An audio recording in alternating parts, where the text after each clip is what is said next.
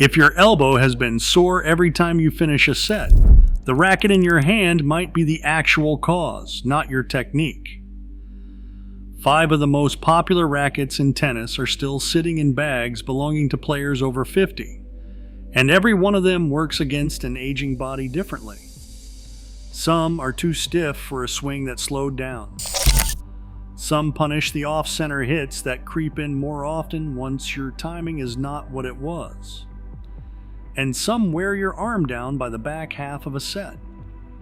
We are going through all 5 first, then showing you the 3 built to fix those problems without turning your game into something soft.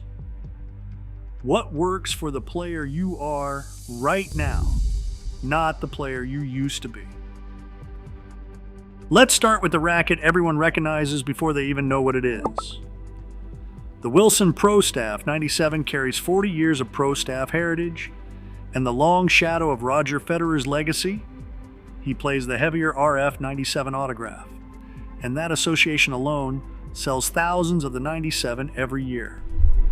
Players pick it up, assuming that legacy means Federer's results, or a little of that magic rubbing off. Here is what the spec sheet actually says. This is a 97 square inch head, small by modern standards, paired with 315 grams of static weight and a stiffness rating in the mid to high 60s. One reviewer testing this racket against the Clash and the Gravity found it noticeably firmer than both, and noted it was not a racket that was easy to swing. A customer review on the Pro Staff's own page sums it up plainly. The frame vibrates aggressively on off-center contact and can occasionally aggravate the elbow. Even an independent review of this racket family describes it as a stiff frame that might not be the best friend of sensible elbows and arms. So here's what you are paying for. You are paying for a small, demanding sweet spot that rewards precise, full-speed contact and punishes anything off-center. The kind of contact that gets harder to produce once your reaction time and racket head speed start sliding. Federer's technique is what this frame actually requires. Even longtime fans say it plainly. A Pro Staff was never built to be easy to swing. Now the racket that made Nadal's forehand a household weapon. The Babolat Pure Aero owns the spin conversation in tennis, mostly because Nadal swung one for over 2 decades. It is a 100 square inch head, 300 grams unstrung, and a stiffness rating sitting around 65 to 67 strong. One independent reviewer wrote that this racket remains stiff and may raise concerns for players with sensitive or injury-prone arms. The brand's own testers needed to drop string tension and switch to a softer setup to keep their own arms comfortable. Here is the part nobody puts in the ad campaign. The spin this racket is famous for depends on the player supplying racket head speed through the ball. Nadal generated that speed because he was still one of the most explosive movers the sport has produced. Your shoulder at 55 is supplying a different kind of swing, and that stiffer frame does not reward it. It just transmits more shock straight back up your arm. This racket was built around a 20-something's whip-fast swing, and that engine does not downshift gracefully. Next, the racket that promises stability and quietly charges you for it. The Yonex E-Zone 98 Tour is the heavier, more stable cousin in one of the most popular racket families, and players reach for it expecting that extra weight to translate into easy plow-through power. Here is what a Tennis Warehouse playtester said about hitting with it from the baseline. He noted there is a point where if the racket is heavy enough, the weight starts working against you, and that this E-Zone 98 Tour sits at the upper limit of what he can effectively swing from the backcourt. He found that once he got used to the heft and his footwork improved, it performed well. That is the real story. The stability here is not free. Take away sharp footwork and timing, which is what age does first, and that same weight becomes dead mass you are dragging through every swing. Carry that swing weight through a full match, and it does not stay neutral. It compounds. The same racket that felt fine in the first set is what your shoulder fights by the third. Then comes the racket worn like a badge of seriousness since 1987. The Head Prestige MP carries heritage, the kind that makes club players feel like they have leveled up by switching frames. It is a 99 square inch head with a tight string pattern built for control and a swing weight that pushes into the mid 330s. One Tennis Warehouse playtester said her only real issue from the baseline was being able to swing it effectively for more than an hour at a time, adding simply, she just got tired using it. Another review said this racket will not be great for players who need help with power, but rewards those who swing fast and freely. Read that twice. A racket engineered to reward stamina and full swing speed is a strange thing to keep handing to a player whose shoulder needs the opposite. That tight string pattern also means every mishit costs you. At 35, your footwork covered those errors before they registered. At 55, they register in your elbow. And finally, the racket that even its own biggest fans will not pretend is forgiving.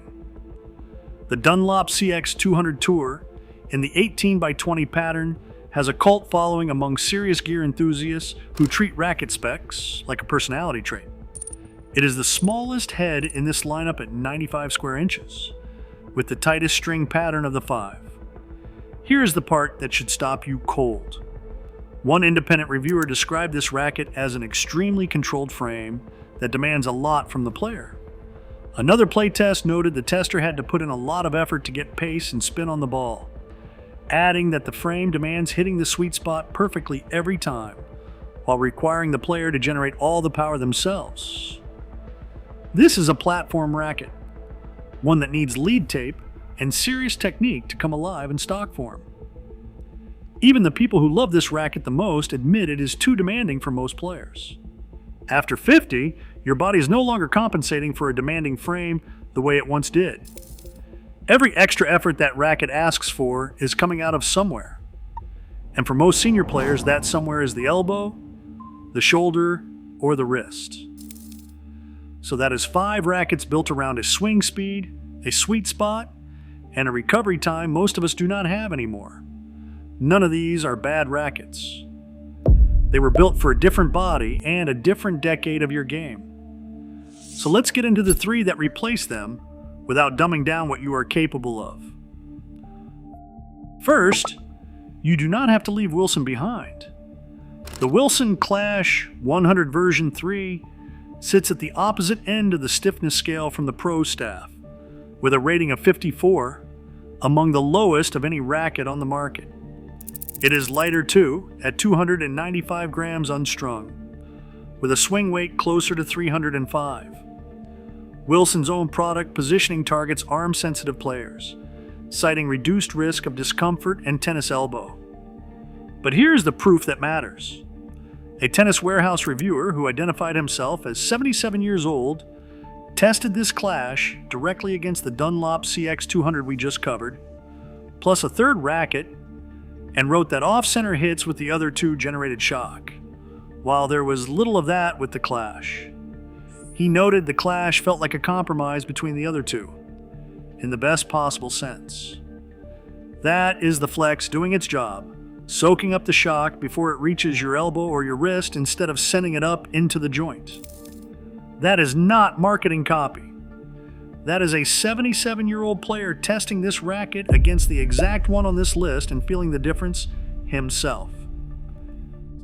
Second, if the Prestige built your identity around control, the Gravity protects it. The Head Gravity Tour. 2025 carries a stiffness rating of just 61, and a comparison against the Pure Arrow and the Wilson Blade found it the most comfortable of the 3, and for players who have dealt with arm pain, that matters more than any other number on the sheet. The bigger fix is in the head shape. Head built this frame with what they call a sweet zone, a teardrop shape that widens the forgiving area higher in the hoop, so a contact point that would sting on an ordinary 98 gets caught cleanly. You get a bigger margin for the mishits that creep in with age, without dropping down into a giant, sloppy, recreational head. But here is the honest part most channels would skip. This is not an effortless racket.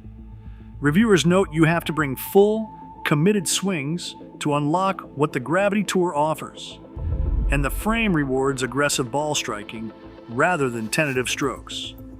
So this is the right call if your technique is still sound and you simply need the shock removed, not if you want something effortless.